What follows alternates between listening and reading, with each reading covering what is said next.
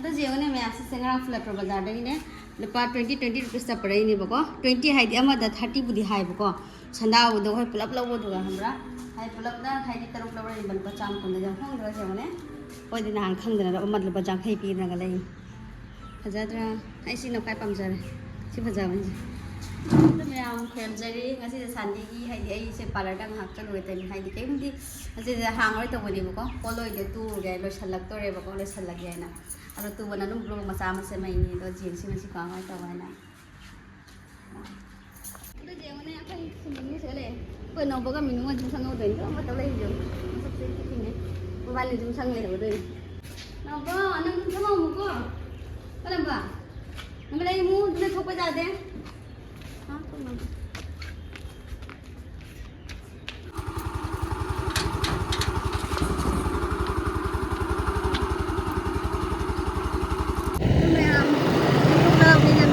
Sunday ni nang oile chuti hai di dukan ko na ban ni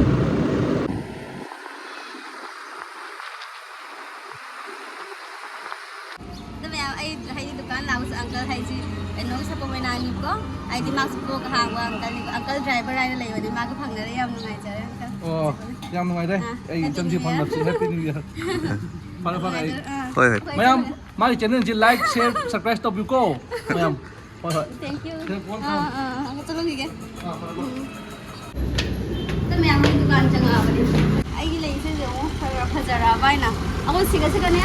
Sarong pa na nila. Kung jam ko rin ba ito na niya. Kuwasi niya nansan mga mde. Kasi tayo ka niya haring mga. Ito mo lang minis may na. Nagahanda ka di. Ito may ang hindi dyan hay dyan ngayon mo ko.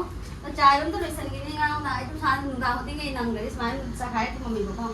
Kasi ito loisan gini natin.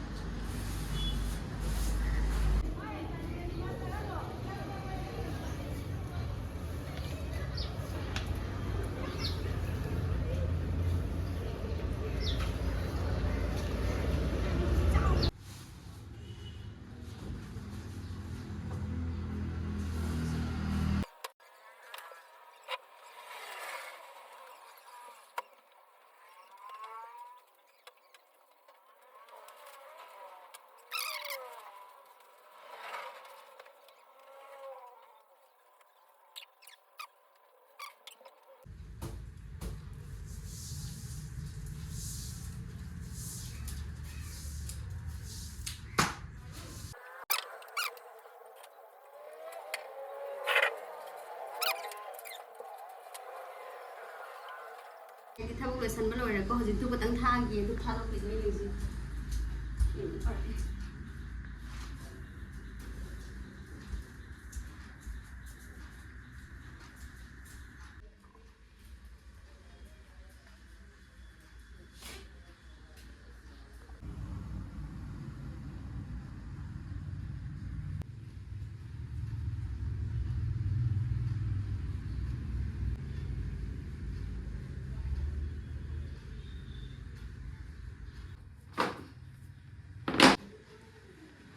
Aduh mayam ji khai di ne poloi hai thabo boy re poloi simu ha ku doi ni nasi kita bagai ku sini jo mayam phaja ra je huse loi sala ka pro ni ren loi han ta or phajan khang ta loi ra phajan yang han la ga mayam hai chan la bu ona ra ma nai se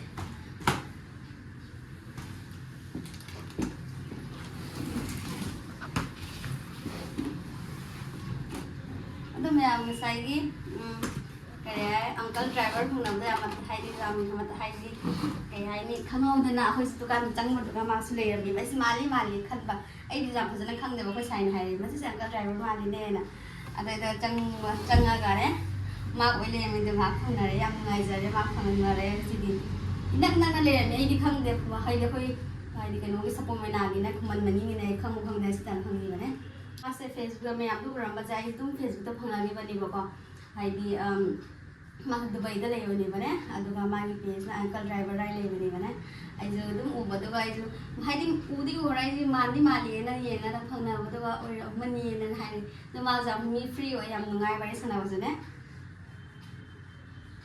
ô bắt đầu làm sao cái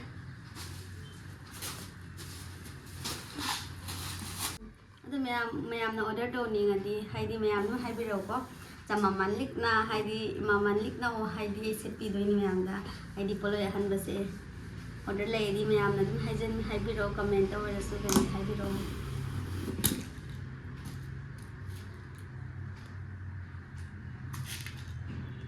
do mayam haidi ne aigi haidi hara wari ma le ko le rake bako da nok sam nok ning wari ni ani oi de ba ti ge ga ba aidi ai wa haidi hafta mang ne ai monetize oire bako channel se ga ba aidi monetize yam hara jare mayam haidi support au bi ko ado nong ning wari na kai na di mayam na dum haidi blog se ma di aidi khang de ai dum hang jagin ga sort au da do blog se ma pesa yam tan ni ko aidi dum thajari ni ko ado dulore kan video se mga teruk se me ko haidi monetize or matung video mga teruk ai upload oi gare ko ado lore kan ko ai jam ning ba wari hai ko lupa mani chali ai no pana sidore kai re di pesa ka myam chang marai khalo lupa ani mari jawla ai bit kati ngamra dai dum haidi nungai be oi na ne blog tu mai kum continue ta ni bitte ne lo haidi video sem da ko ta bari ta or badum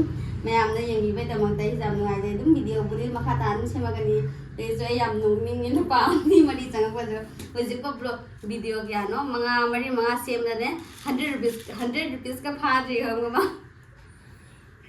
na ai tan le da bitte tik tie bari na nei no ko de si ado haidi mubang ga taw base sa khoi je jam ai mubang taw bu de hai sa ga se khoi di jam haidi lu jani jong ki de na ga wa ki lo de ga le ra charger ni ko video se video sa na ba ga na som na chen ba chang wa da pa ni mu chang ye ni no ko de si ni ai ni ai ha dak ta khang ni bo bu na ni na video jam haidi num khanja ba da ko haidi video cũng continue thang at mo thota bazan ni haidi blog sa bai che ai du ai du mana kem knowledge se te dum saja bani ba ko haidi khana mina blog ta sara pasa tan be ade du mana ke samai te dum isa gi saja ba ba ai du monetize or kana chang pasa u rai nok na wan ta si thari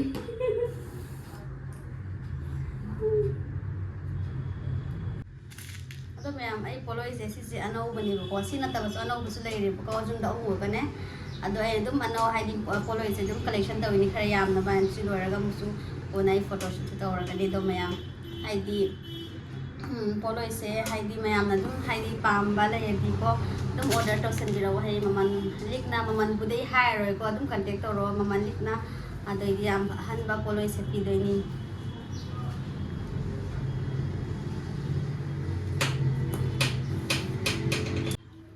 Huziki marak ki line loi gare ko maya ma chen le do hoje kum line ma hobot le sis na last oi doi ni tum thota ai si kumin ka bas last oi doi ni bako siam hoga chat laga lore loi ra bani hoji si line se ngasi ngam ra generation ba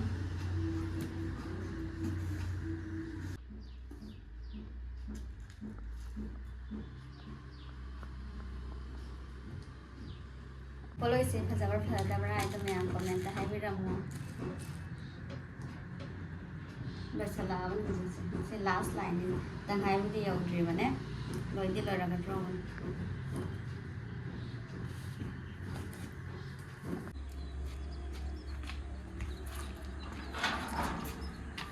do mayam ai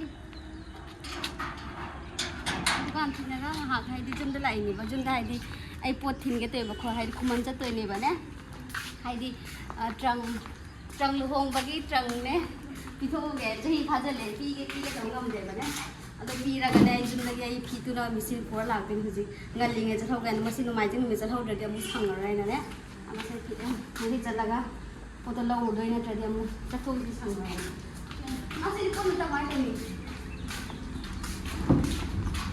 ko dan sa ni ke dan ni se lu hong ba da po che ha ba ma pi ra ko trăng tu ni hai di trăng ni ba ne तुझे को क्या मुझे फाजा ले जाओ ना क्या तो की वो ngam den sidi mag din sura ma le to ko ni chai am to me am ai di tuk tuki la hai di ngai ni ko hoi thongan de ha la gari ma la ko tuk tuki ma la phar sin ha bai di ne du ha pa sin ne ta da dam hai di churok to na churok do pu thok pa ngam moi ba ne แล้วก็หันหลักไปจุ่มได้หันหลักไปปั๊มได้หันหลักไปแต่เนี่ยก็ไอพีตัวนั้นมีสิ่งอะไรบ้างตัวดูปูระหลังตัวเดียไอพีแม่อะไรบ้างตัวนะบ้านเนี่ยให้ดูพีสิ่งตัวบางทีจุ่มในดุการด้วยนะพีให้ดูมีสิ่งอะไรทางก็ปรับเป็นตัวที่ไหลนั่นเองแล้วนี่ต้องเป็นเอาไว้อ่ะนี่ตัวนี้nampak kami ni kata je. Nampak kami nuga. Masih kat mapa muda makalakpa, mapa muda makalakpa ni. Namin na nobo, ay nobo na hili nung siba.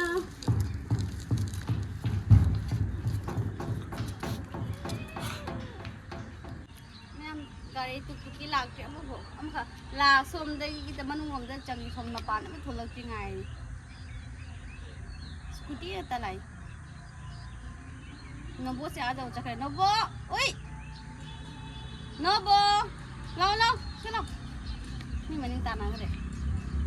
Sakti bisi, jangan sih. Menang tu lagi udah deh, kan tetap menang cincin banget tak? Yang misal jangan sih, jangan sih. Tu mami sih, tidak color mau, undang color mau. Tiba, masak tiba macam. Nak, si phone pura ya. Enggak kasar.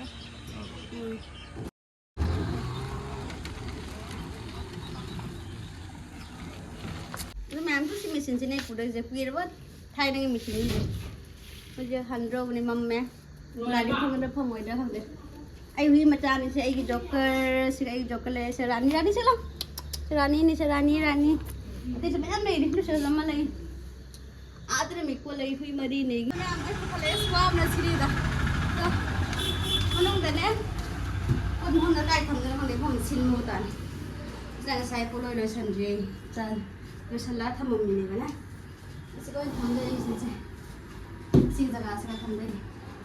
Subham mana terang. Itu macam kalau saya kasi terus salah ni oireh apa? Mata kata ngai apa tu? Saya terus salah berapa aku berusak kan?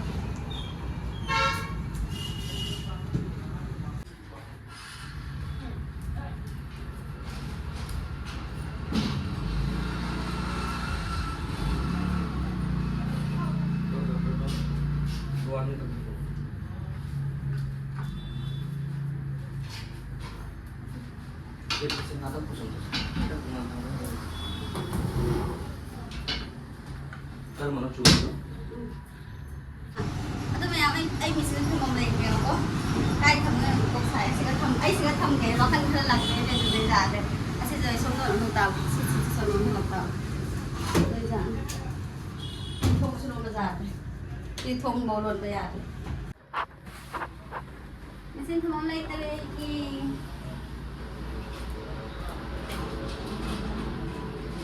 Tidak masih tak. Jangan saya pakai atau itu kan?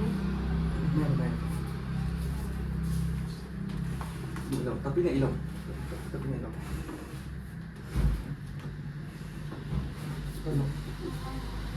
Không được kèm hàng lên các bạn.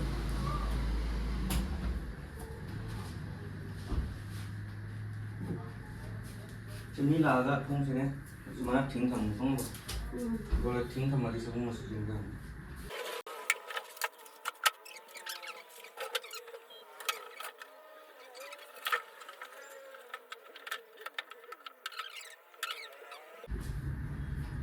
Sekutum lang lah kau cerita tu jangan.